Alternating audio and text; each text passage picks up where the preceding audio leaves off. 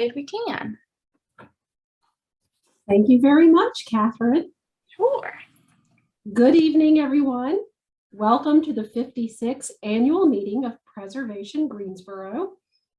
I am Catherine Rowe, a 20-year volunteer with Architectural Salvage and PGI, and president of the board of directors for the last 2 years, an experience for which I am grateful.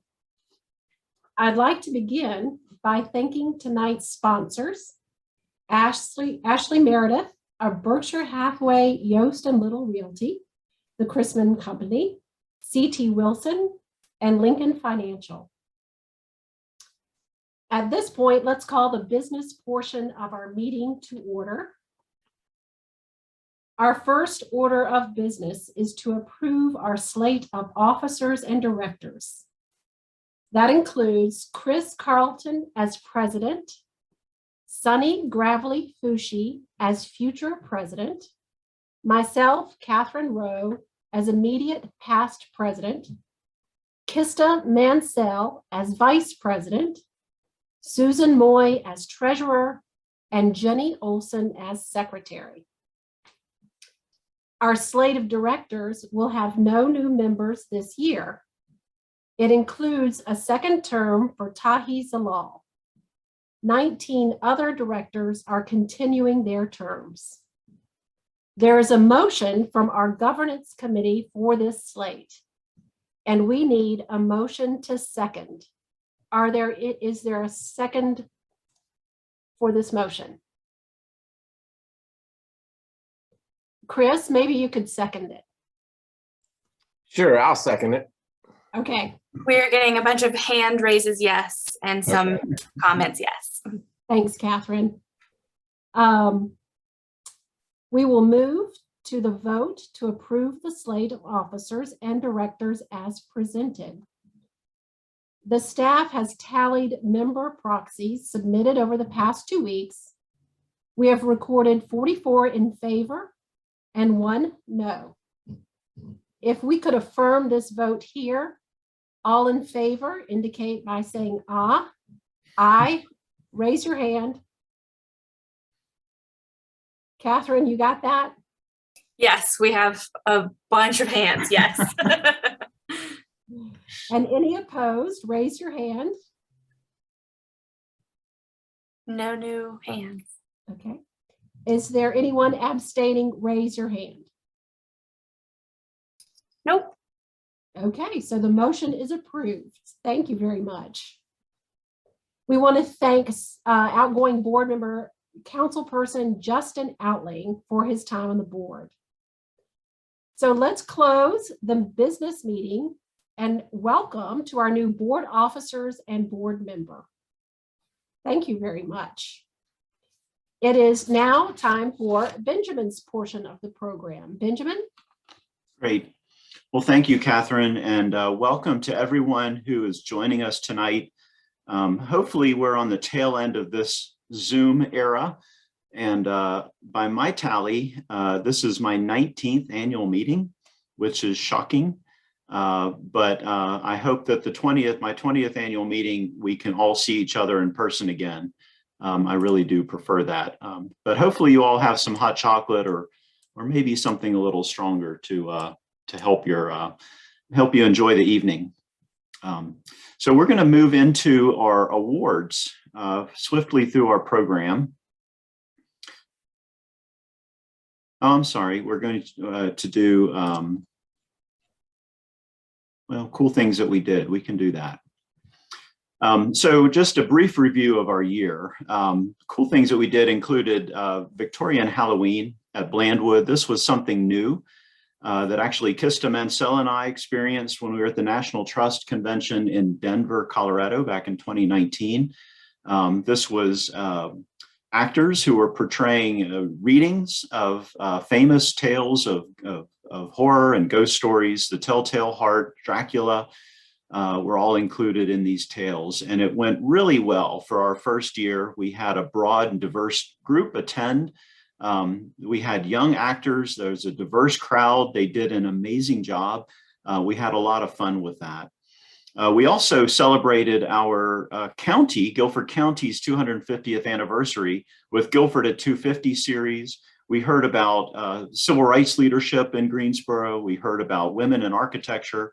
We heard about textile history and mid-century modern architecture. So 12 of those lectures were recorded and placed on our YouTube channel. On a cold or rainy, snowy day, you can curl up and watch those videos and learn more about Guilford County's amazing history in our past.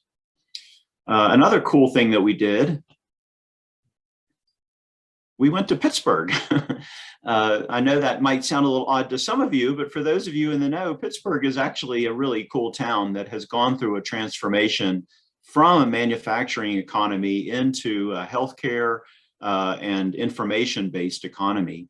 And in doing so, it's really respected its past, its architecture, and it's leveraging its heritage, its neighborhoods to be a lure for young people who want to be able to walk to the really hip and cool bar slash barber shop down the street, or art gallery, or Andy Warhol Museum.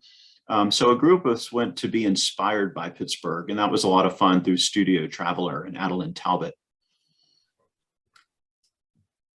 And of course, Architectural Salvage continues to be a really cool program that we offer Greensboro. This is almost unique in North Carolina. And I encourage you to just keep going to browse at Architectural Salvage. Every time we do a salvage of a house, we bring in wonderful new items, and our volunteers work hard to really select those cool things that have some reuse opportunities. And I know that we've got a salvage coming up in the very near future. So in the very near future, we're going to have some more items to salvage. So I hope that you will take a little time on Fridays and Saturdays to come to Architectural Salvage and see and find more cool things that we've found and discovered and offer.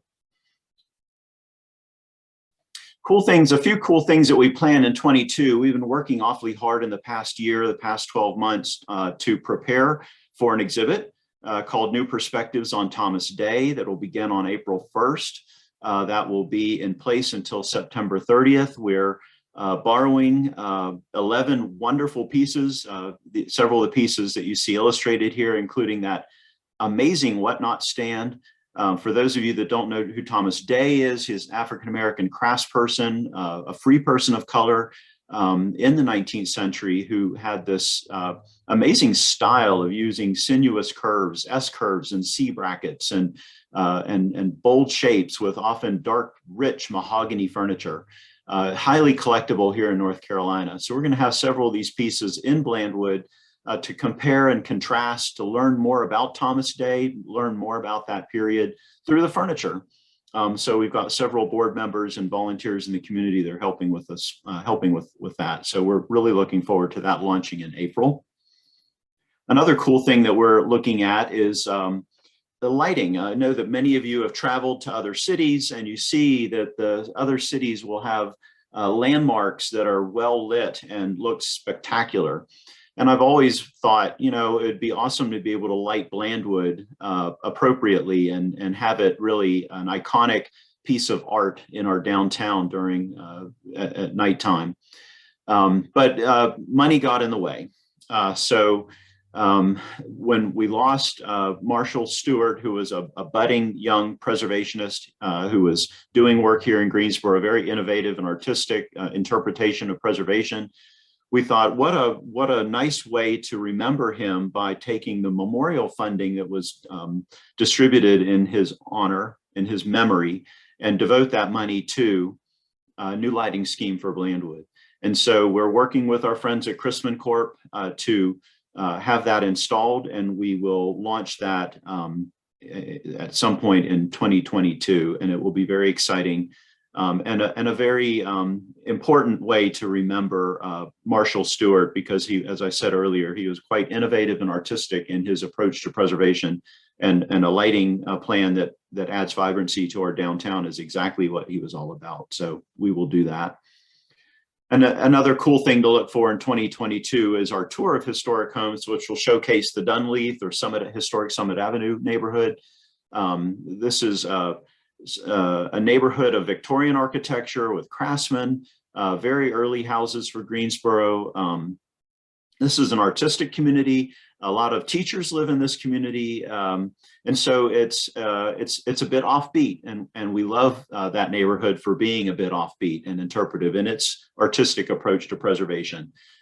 So in the month of May, which will be Preservation Month, we will celebrate National Preservation Month with a tour of Dunleith, and that's something to look forward to. Now we'll get into the awards. And so each year, Preservation Greensboro recognizes different buildings that adhere to preservation standards, but really we choose buildings that represent Greensboro's unique culture, our history, and our unique architectural heritage. And our first award winner certainly characterizes architectural heritage.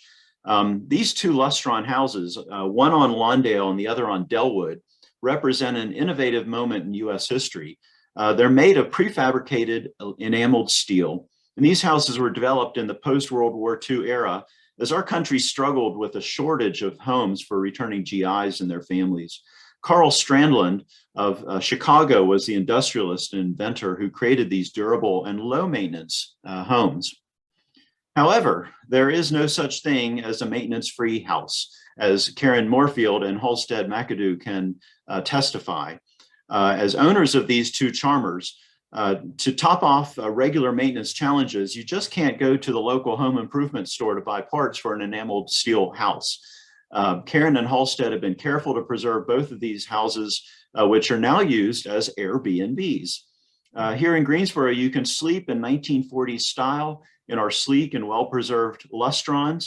Thank you to Karen and Halstead for your diligent work in preserving these unusual houses. For our next project, like a fine wine, restoration of this iconic Greensboro treasure was not completed overnight.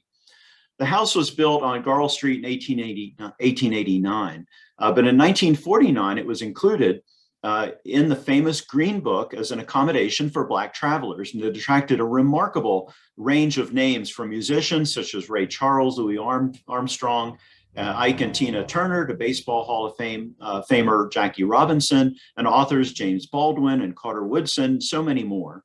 The house was closed as an inn around 1968 and fell into deep disrepair by the early 1990s, as you can see in this picture.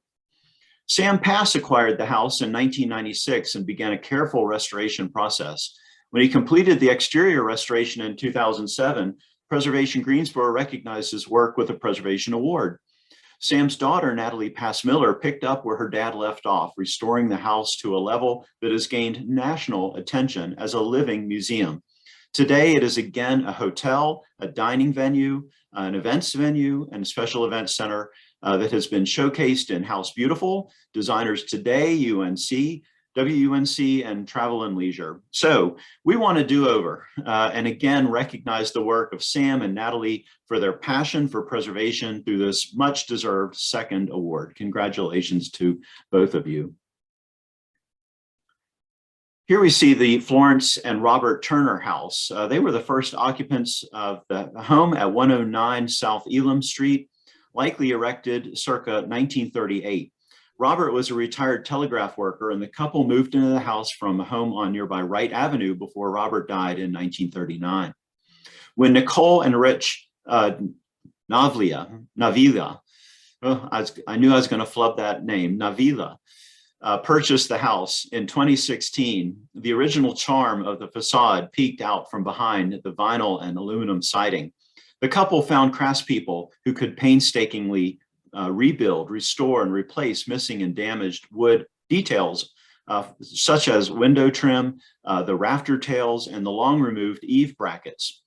The couple explains, in true old home fashion, lots of unexpected fun surprises were found, like the fact that the two sides of our house don't match in terms of measurements. As my husband says, it's like one guy built on the left side and one guy built on the right, and they met in the middle. We all know what that feels like if we're old house people.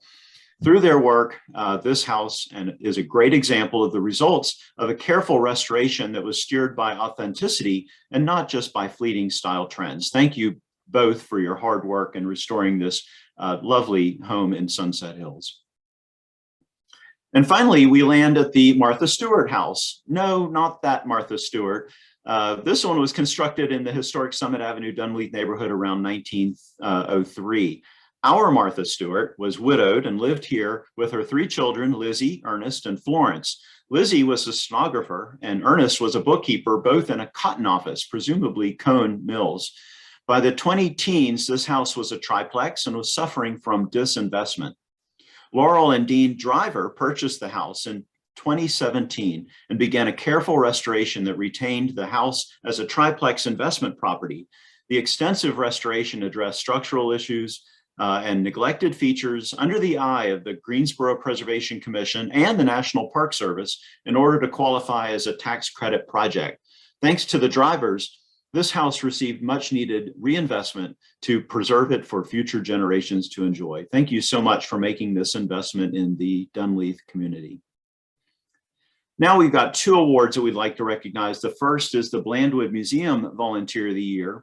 And our Volunteer of the Year this time around came to us about a year ago with an idea to help on some small projects around Blandwood. And little did we know how that small task was going to evolve through time. So our intrepid volunteer started with steps. He sort of migrated into windowsills. From windowsills, he migrated into doors. From doors, he migrated to a fence. And from a fence, he migrated to a bench. And, you know, I've got the next 10 years of work for him all planned out. And he's agreed to stay on till all that gets done, till all 10 years. So without further ado, I'd like to announce that our award winner this year is our intrepid volunteer, Richard Mansell. Richard, you have done an amazing job for Blandwood. We love working with you, and we look forward to working with you for the next 10 years. By that time, he'll probably be 80 or something like that. So congratulations, Richard. Thanks so much. And one more award. We have our Preservation Greensboro Volunteer of the Year Award. This volunteer came to us around 2016. He came with a passion for understanding architecture, specifically modern architecture, and with a particular focus on modern architecture that was designed by African-American Black architects here in Greensboro.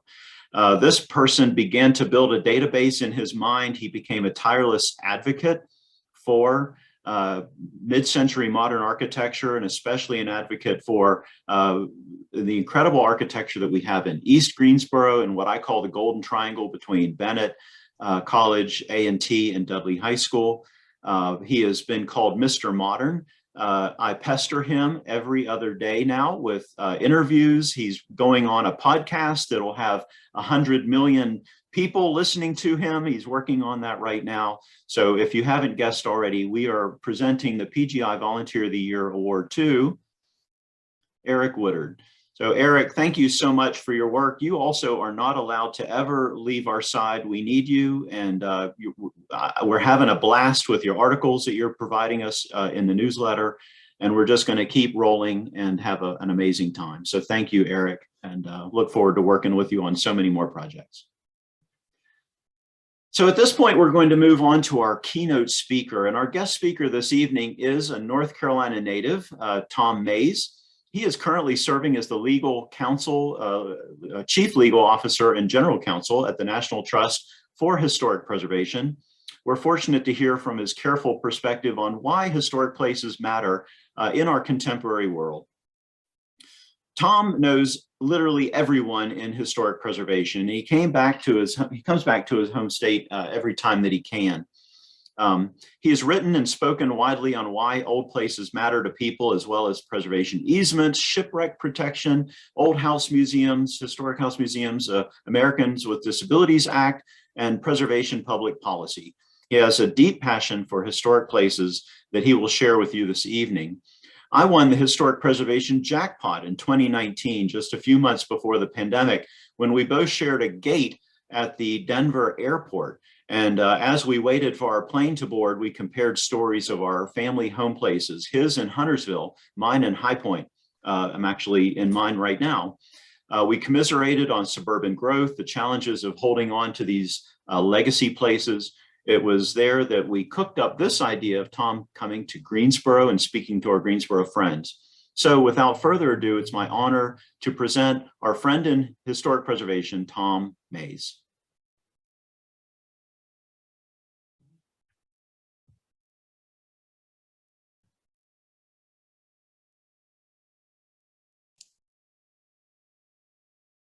Particularly like to thank Benjamin Briggs for that.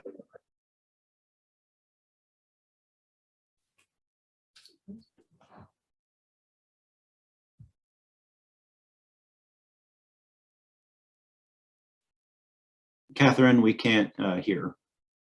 To preserve the old places of Greensboro. February. I'll just start it over again. I'm delighted to speak with you all for the annual meeting of Preservation in Greensboro.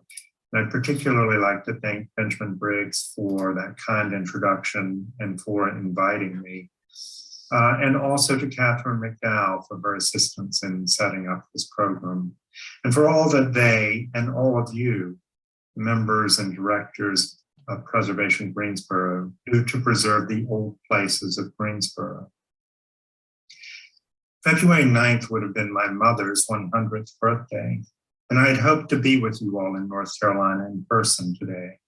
My mother was a devoted North Carolinian, proud of North Carolina's understated history. She first introduced me to the importance of old places, and what I think of as my first old house book was in fact hers.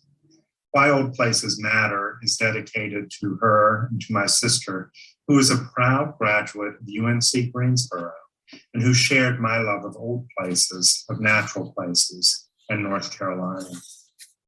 These emotional attachments to place and the way places can maintain memories and ties to people are very much part of why old places matter. And I'm delighted to talk about this topic with you all this evening, which I think many of you care very much about, why old places actually matter to people. As you know from the introduction, the work I'm going to talk about is the product of my fellowship at the American Academy in Rome. And I would like to acknowledge both the Academy and the National Trust for Historic Preservation, which supported my time to permit me to do this research and writing. The main building of the American Academy is shown here, designed by McKinley and White. It's on the Janiculum Hill, the west side of Rome, overlooks the old city. The essays that resulted in the book were originally published by the Preservation Forum of the National Trust in the book by Roman and Littlefield with 75 full-color photographs. I hope you'll give it a try. Now, why do old places matter? I set out to explore this topic because of my experience teaching and writing about historic preservation law. At the beginning of every one of my courses, I would have a class where I would talk with the students about why we have historic preservation law. And very quickly, the topic would devolve into why we have historic preservation at all. And I discovered that my students, many of whom were graduate students in historic preservation, really didn't have the words and phrases to describe why these old places in our communities and in our lives seem to matter so much to them. People would talk about preserving our heritage and property values and tourism, but these didn't seem to capture the deeply felt passion that people seem to have about these places. So I began to gather the reasons together and to think about them. My idea was to give people the words and phrases to express why old places mattered to them, and hopefully to build a stronger ethic of historic preservation in their communities and in the country. I wanted people to think about it for themselves and then express what they thought mattered. Let me say at the outset that I don't think there is a set number of reasons. I think there is many reasons and as many combinations of reasons as there are places and people. But what I really hope for is that people think about why old places matter to them. So as I go through this PowerPoint, please be thinking about why the old places of your community of Greensboro matter to you, why they may matter to other people, and how you would express why old places matter to them. I hope you will raise questions and think about this as I go through the presentation. Let me begin with one of the words I heard most often as I interviewed people, continuity. Old places give people a sense of continuity. In a world that is constantly changing, old places provide people with a sense of being part of a continuum that is necessary for them to be psychologically and emotionally healthy. Maria Lewicka, an environmental psychologist, says that the majority of authors agree that the development of emotional bonds with places is a prerequisite of psychological balance and good adjustment, that it helps to overcome identity crises and gives people the sense of stability they need in the ever-changing world. We often see this in the places in our communities, in schools and churches. The upper right is Caldwell Station School in Huntersville, North Carolina, where my father went to school, and which remains a community preschool today, continuing to give people that sense of continuity.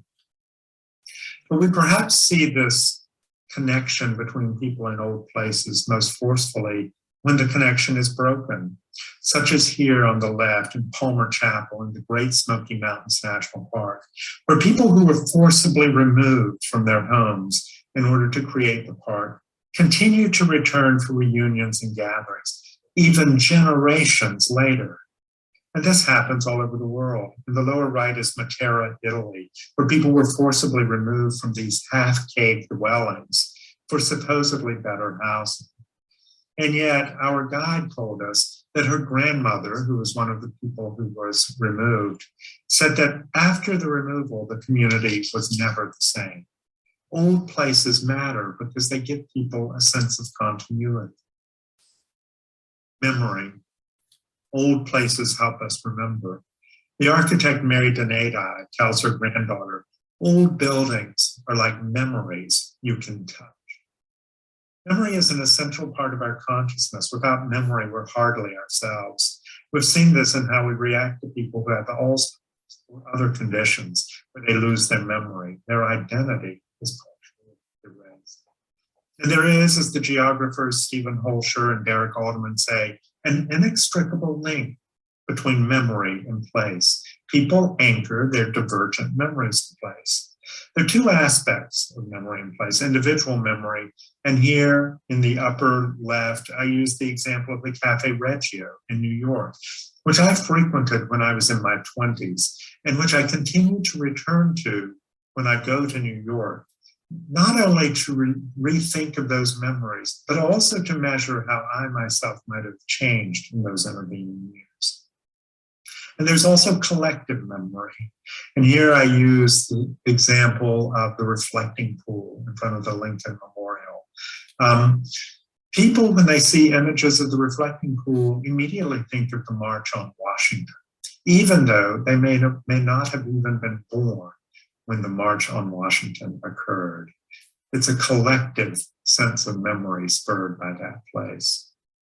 And there are even ways that old places can preserve memories that people have forgotten. In the lower left, you see the cemetery gate from Rhema Presbyterian Church, where I will eventually be buried. But you can also notice something odd about that gate. There's no fence that goes with it because my frugal Presbyterian forebears saw fit to sell the stone wall to the highway department. But the fact that this gate continues to exist also preserves the memory of that stone wall that once surrounded the cemetery. Old places serve as mnemonic aids that anchor our memory. Individual identity. Old places embody our identity. People have long recognized the link between place and identity, from Cicero, who wrote of returning to his grandfather's house, to James Marston Fitch, who wrote that preservation affords the opportunity for the citizens to regain a sense of identity with their own origins, of which they have often been robbed by the sheer process of urbanization. Psychologists, sociologists, philosophers, and architectural theorists all study the relationship between place and identity. And most agree that place is inextricably linked with the development and maintenance of the continuity of self. There are those who even theorize that identity and place are inseparable, that people are always in and of place, that life itself begins and ends with place. Our sense of identity with place is not static, however. It changes over time. We form identities with different places. And here I show the church in the upper left, to which my family has long ties, Rammer Presbyterian Church in Huntersville, North Carolina. And my great-grandfather's simple white farmhouse, also in Huntersville, North Carolina. But I've also formed attachments with other places, with DuPont Circle in Washington, D.C., shown in the upper right, and with the American Academy in Rome, shown in the lower right. And to my surprise, I found that the places did not even have to be particularly old, only old enough for people to form identities around. In the center, in the lower part of the frame, is Eastland Mall in Charlotte, North Carolina, the mall of my teen years. Much to my surprise, when Eastland Mall was proposed to be demolished, a local preservation group sprang up to try to save it, saying that it embodied the identity of that part of Charlotte. Even the demolition contractor set up a memory site on his website for people to share their memories. It turned out he'd met his future wife ice skating at the mall. Old places embody our individual identity. Civic identity. Old places embody our civic, state, national, and even universal identity. Independence Hall and countless other places embody the history and principles of the United States. And the preservation movement has long championed these places. Patriotism and national identity have been key drivers of the preservation movement, particularly after the Historic Sites Act of 1935. But I noted when I talked to people that we no longer feel very comfortable talking about patriotism as a reason to save old places, a reticence that reflects what Edward Said described as the vexed issue of nationalism and national identity, of how memories of the past are shaped in accordance with a certain notion of what we, or for that matter, they really are. The truth of the matter is we've left people out. Enslaved people were not mentioned at plantation houses. Native Americans were treated as the enemy at frontier forts, and countless workers and everyday people were simply not acknowledged. And it's important to acknowledge that national identity can be manipulated. The upper center is a building in Rome called the Square Colosseum that Mussolini had built specifically to try to tie his regime to the idea of imperial Rome. But the thing about old places that's interesting to me is that the continued existence of old places permits and may even foster the acknowledgement of changed identities and the transformation of identity over time. The way that slavery is now acknowledged at Montpelier, at Monticello, and at Mount Vernon, and at plantations throughout the South. Old places often become the vortex for these discussions, however uncomfortable they may be, such as the Confederate memorial shown here from my hometown in Cornelius, North Carolina. There are, however, also places that form part of our universal identity, our identity as humans. We all felt a palpable sense of loss when the Buddhas of Bamiyan were destroyed. We feel that same sense of universal identity when we see buildings like the pyramids. These are parts of our world that belong to all of us.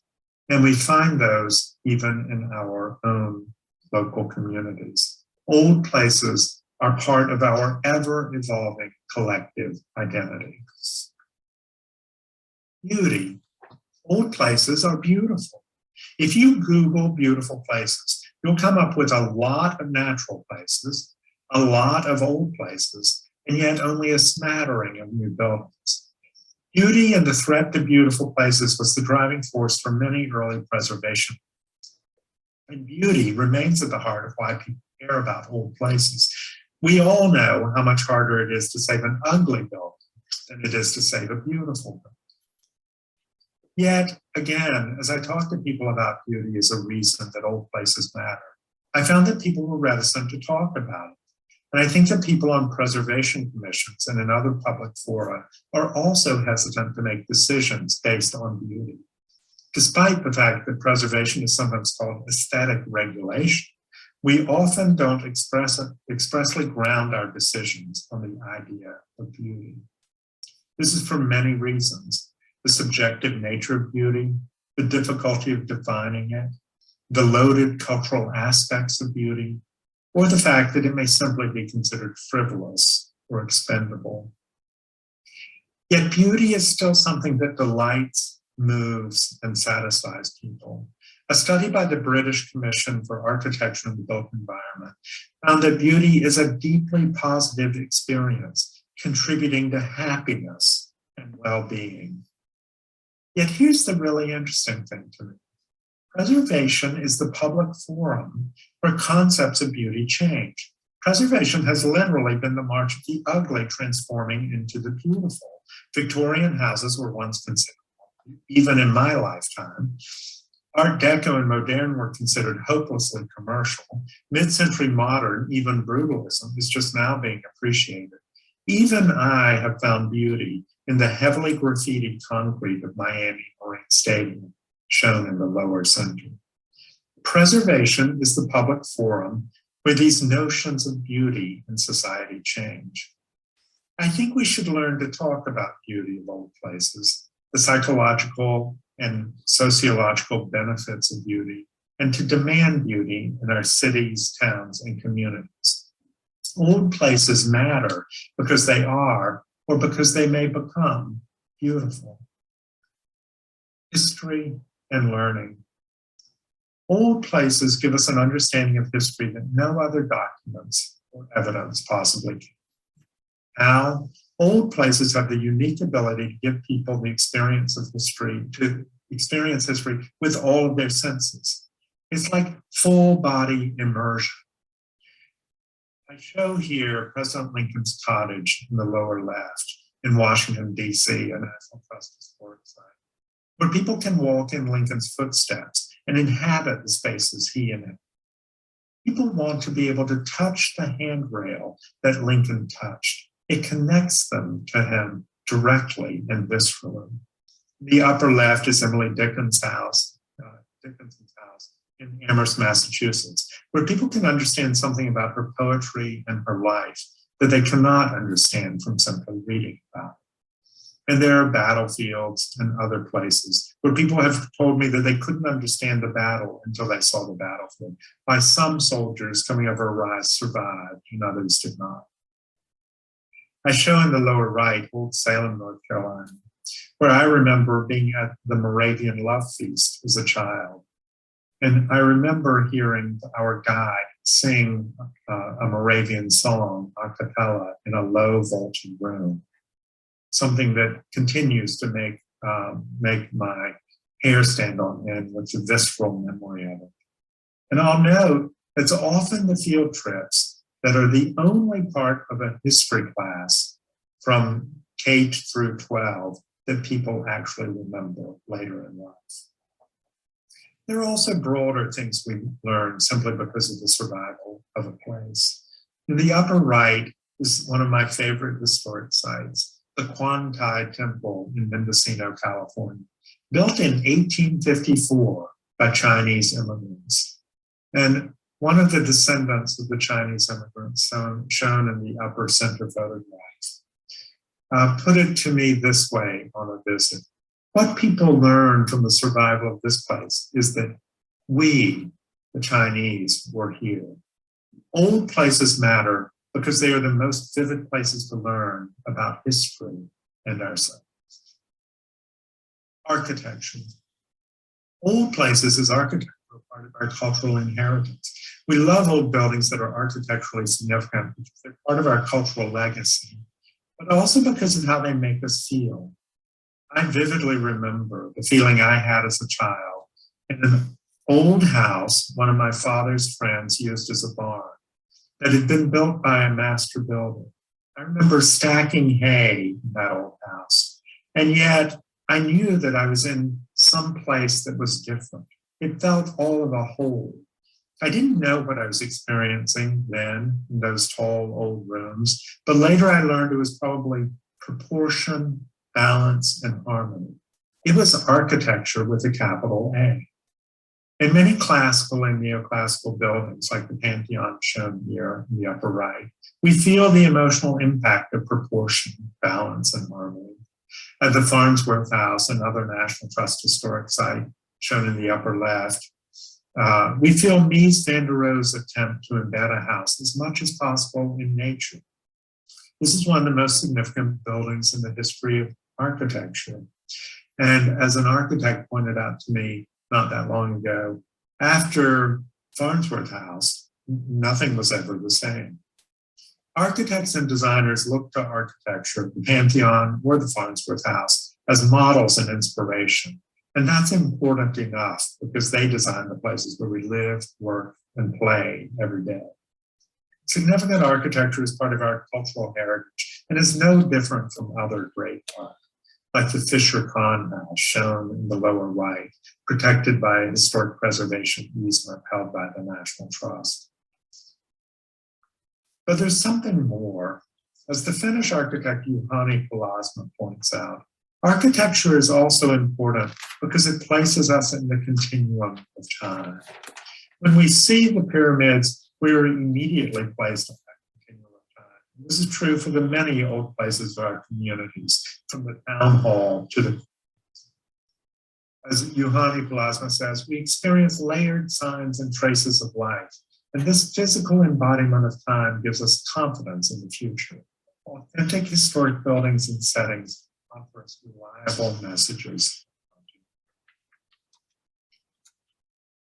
Sacredness. Some old places matter because they're sacred or considered sacred. People all over the world find places like the sanctuary of Chimayo, shown here on the left in New Mexico, to be places that move them. They actively seek to experience the feelings I had in that remarkable place.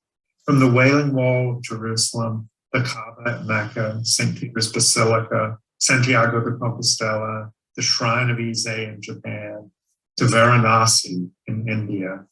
Sacred places have been revered for thousands of years by many different cultures. As Bob Yeager from the organization Partners for Sacred Places says, these are places that are viewed as different, as set apart by the community. And there's something awesome in these places, something that lifts you up and takes you up. There are other ways, in addition to the sacred, that places are considered sacred. Sites of conscience are often considered sacred. They've been sanctified by the things that happen there. Places such as battlefields, cemeteries, or a place the National Trust has been working to save in Richmond, Virginia, shown in the upper right, Shockoe Bottom, one of the largest slave trading centers in the South. These are places that matter because they are revered as being sacred. Creativity. Old places spur creativity. People are inspired by old places to compose, write, and do other creative work. The lower right photo is RCA Studio A in Nashville, Tennessee, where Elvis recorded, where Dolly Parton recorded Jolene, and which was saved through the efforts of Ben Folds, the musician, so that it can continue as a place of creativity with its distinctive acoustics, and which is part of the history of Nashville's Music Row. Old places like this seem to transmit artistic legacies. In the upper left and in the right, we see Daniel Chester French's studio in Stockbridge, Massachusetts, a National Trust historic site. Daniel Chester French was the sculptor of the Lincoln Memorial, of the seated Lincoln in the Lincoln Memorial. And I did a panel on creativity here with a contemporary sculptor, Judith Shea, and a contemporary composer, Eric Nathan. These people talked about how important old places are to their work and to spurring their creativity. In the lower center, you see an early basilica in Rome, Santa Sabina, which inspired Eric Nathan to write a place that seeks to try to capture the feeling of an old place, which he has, I'm delighted to say, titled Why Old Places Matter. Why is it that old places spur creativity? I'm not entirely sure, But the one study I know of that tries to isolate the impact of age on a building, on people, of the age of buildings on people, found that people's imaginations are spurred more by old places. And the urbanist Richard Florida doesn't say exactly why, but he observed the reality that the creative class is drawn to old places. He says authenticity, as in real buildings, real people, real history, is key. The National Trust Research Department produced a study that demonstrated the power of older, smaller buildings in spurring startups and other economic and social activity. As the American economy increasingly turns to creative work, this may be an increasingly important reason to keep and reuse old places. Old places spur creativity. Ancestry. Old places connect us to our ancestors. Making a connection to our ancestors was once an explicit reason we sought to save old places. But over the decades, preservationists have shied away from talking about this connection. Why? Probably because it was perceived of as being elitist or exclusionary. Yet in recent years, the field of genealogical research has exploded in scale, as witnessed by Ancestry.com and TV programs like Finding Your Roots. The upper left is Somerset Plantation in North Carolina, a state historic site that became one of the first Southern plantations to foster a connection between the site and the descendants of the enslaved people who once lived and worked there. And as Dorothy Sproul Redford said about the site, people need that. They need tangibility. They need something they can touch, that they can hold, look at, point to. The day I first stepped onto the ground in Somerset, I felt a tangibility more intense than all the documents and records I created. This is true for many people. This is Chet Atkins in the right, who wrote of the deep sense of satisfaction he felt being able to visit the Civil War battlefields where his ancestors fought. Being able to connect with the places where people's ancestors lived and worked, whether Ellis Island, shown in the center here, or the simple white farmhouse, my great-grandfather's in North Carolina, gives people a deep sense of satisfaction, a sense of identity and belonging. Old places matter because they connect us to our ancestors. Community. Old places foster community. And how do old places, old buildings, old cities and towns foster community? What particular role do old places play? The writer Wendell Berry says that a community is the mental and spiritual condition of knowing that the place is shared. Old places foster community by giving people that sense of shared identity we talked about through landmarks, history, memory, stories. And also by having the attributes that foster community, such as distinctive character and walkability, and by serving as shared places where people meet and gather. A great example of the way old places foster community is how we experience post offices. Local post offices, often architecturally distinctive and in the center of town, serve as both meeting places and community landmarks of identity, like this one shown in the lower center in La Jolla, California, which the National Trust advocated to save. For more than 2 decades, planners, academics, preservationists, and everyday people have lamented the way sprawl has destroyed the American landscape, diminished the distinctiveness of place, and eviscerated the vitality of older towns and cities, essentially how it has destroyed community. New urbanists promote placemaking, the design of new places to foster a distinctiveness of place and a sense of community.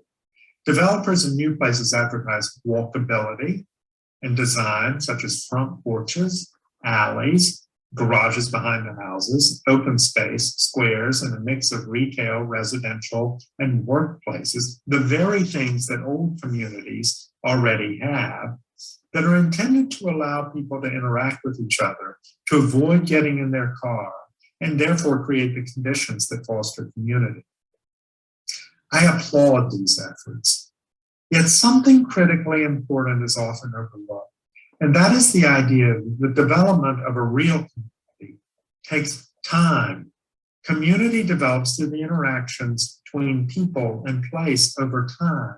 We cannot build a community. We can only foster the conditions in which a community can grow and thrive. If community is shared experience expressed in terms of a common physical place, old places are crucial. Old places are where people, time, and place have intertwined to form community. Old places matter because they foster sustainability. The architect Carl Elefante says, the greenest building is the building that is already built. The reuse of existing buildings, such as the Milwaukee Soldier Zone, shown here on the left, at National Trust, results in a large number of sustainability benefits, and I'm going to tick through a few quickly. Land conservation, because the reuse of the building doesn't require the use of new land. Habitat preservation, again, because the reuse of the building doesn't take away natural habitat. Reduced fuel consumption, because existing buildings are usually walkable and dense. Avoidance of adverse impacts from the extraction and transportation of new materials, because new materials do not have to be taken from mines, forests, quarries, or other places and then shipped across the country or the world and used in the new building. And the avoidance of new landfill material, because the building isn't ending up in a landfill and the existing materials are reused. The Research and Policy Lab at the National Trust has found that it takes 10 to 80 years for a new building that is 30% more efficient than an existing building to overcome the negative climate change impacts related to new construction. Think about the tile floor from a 100-year-old building in DC, shown here, which has been used for over 100 years. How much more sustainable can you get than that? With maintenance, it will continue for hundreds of years more. In addition, the reuse of existing buildings often takes advantage of existing positive environmental aspects of the design of many old buildings, like the light wells or clear story windows shown here at the storefront in Washington, D.C. In addition, there are those who say that a building or community that has itself grown organically as a part of the environment may be considered a part of the ecology of a place, that older places are themselves ecologies that should be recognized and nurtured. I don't think the green values of old buildings have been fully recognized, but I do think that the issue of sustainability, avoided impact, embodied energy, and carbon footprint have the greatest capacity right now to fundamentally shift the paradigm about how society views old buildings. Old places matter because using and reusing them is environmentally sustainable. Economics. Old places matter because they support a sound, sustainable, and vibrant economy. I intentionally say the topic of economics, not because it's not important, but because it has been the one area that preservationists have emphasized the most in order to convince town councils and others to save old places. While I don't think we should reduce the many powerful qualities of old places to simply an economic equation, the good news is that dozens of studies have proven that historic preservation, that saving and reusing old places is good for the economy. And the economic reasons are closely related to the many other reasons. Here I show the Uline Arena in Washington, D.C., the American Brewery Building in the center, top in Baltimore, Maryland, Grandview House on a National Trust historic site in Virginia, and Savannah in the upper right, which has a booming tourism economy. Old places attract tourists, as we saw from all those people traveling to experience history, learning, beauty, or to take pilgrimages to sacred places. Old places attract talent and investment, as Richard Florida observed in his work on the creative class. Old places serve as incubators for small businesses, as documented in the Preservation Research and Policy Lab's reports on the reuse of older buildings. Old places create jobs and good wages because rehabilitation tends to be more labor intensive than new construction. Because it requires higher skill sets, it tends to pay higher wages, and the money stays in the community more than new construction. Old places help revitalize neighborhoods and communities. In fact, it's often the primary asset that communities have. And if they capitalize on it, as our National Main Street program has done, it can be a key revitalization strategy. Some economists are beginning to try to capture more values in their work, particularly health factors such as walkability or even happiness. Just imagine if these economic studies could fully capture the value old places give people, the sense of identity and belonging, the awe of beauty, the creativity and imagination. Then their value would be incalculable. Old places matter because they foster a strong and sustainable economy. As I said at the beginning, these reasons are only some of the reasons that old places matter to people, whether they are nationally significant or simply part of the fabric of people's lives every day. Greensboro is rich in such old places, whether we're talking about Blandwood, the upper left, a national historic landmark, or the Southern Railway passenger depot, which generations of people travel through, or Revolution Mill, in the upper right, where people work and can now live and play, or Magnolia House, a Greenbook property in the lower right, where people historically stayed, or East White Oak School, where children had the chance for an education. Greensboro is rich in these sorts of historic places that demonstrate the many reasons that old places matter. I put this image of the American Brewery building back because when I was giving a presentation at the American Academy of Rome, I used this image. It was a tax credit project syndicated by the National Trust subsidiary, the National Trust Community Investment Corporation. It's in Baltimore, Maryland.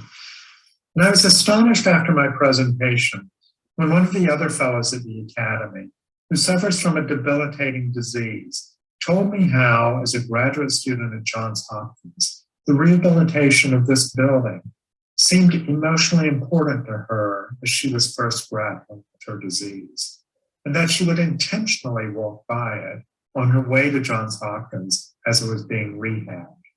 That the rehab of this building gave her a sense of hope. After I returned from Rome, riots erupted in Baltimore, and I was stunned to see this image, the American Brewery's building show up. It survived a fire at a building being broken up. The Reverend Dante L. Hickman Sr. from New Shiloh Baptist Church was interviewed in the New York Times talking about plans to rebuild. He spoke about creating a workforce development program, about health services, life coaching, mortgage lending. He pointed to a broad field across the street that the church has acquired to build a youth center and an abandoned laundry that he hoped to convert to more housing. We have a mantra, he said. We restore people as we restore buildings. I think this is why old places, old buildings matter, because they have the capacity and the power to fulfill deep and fundamental human needs. I'd like to end with this quote from the architect and theorist Juhani Palassman. We do not only inhabit space, we also dwell in time. Thank you for supporting preservation and for your support of saving places. And thank you for your attention. Good evening.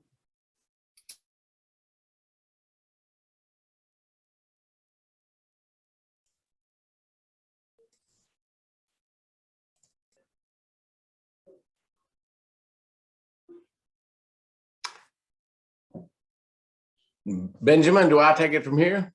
Yeah, you've got it. Okay. Well, I'll wrap this up for us. I thought Tom's talk seemed to really reinforce the importance of our mission. So thank you, Benjamin, for doing that. I really enjoyed it. I'm Chris Carlson. For those I haven't met, I'm looking forward to being president for the next 2 years. And I want to thank you all for joining us tonight and for your support of Preservation Greensboro. I also want to thank Catherine Rowe, our past president, for navigating us through the worst part of the pandemic. And she's been a wonderful mentor to me. And also Benjamin and the devoted staff for all the hard work and help in preparing me to be president. But I really think the future is bright for PGI. We have this Thomas Day exhibit that opens in April. It's going to make a big step forward in showing the community that Blandwood can become much more. This will be the first of many interesting, inclusive, and fun events that are going to happen at Blandwood. Fundraising is going to be a major focus for our board, not only to assure the sustainability of PGI, but to raise money for a historic structure report, HSR, for Blandwood. This will allow us to get accurate information and provide a roadmap for our work to improve Blandwood through a future capital campaign. And finally, I want PGI membership to be a fun and rewarding experience. Hopefully, COVID's decline will allow us to have more opportunities to get to know each other and have fun with historical preservation as our common interest. So a lot of great things will be happening, and I'm excited about the future of PGI and Blandwood. So I think that wraps it up, and I thank you all for attending tonight, and we will stay in touch. Thanks, Chris. Bye, everybody. Thanks for being here.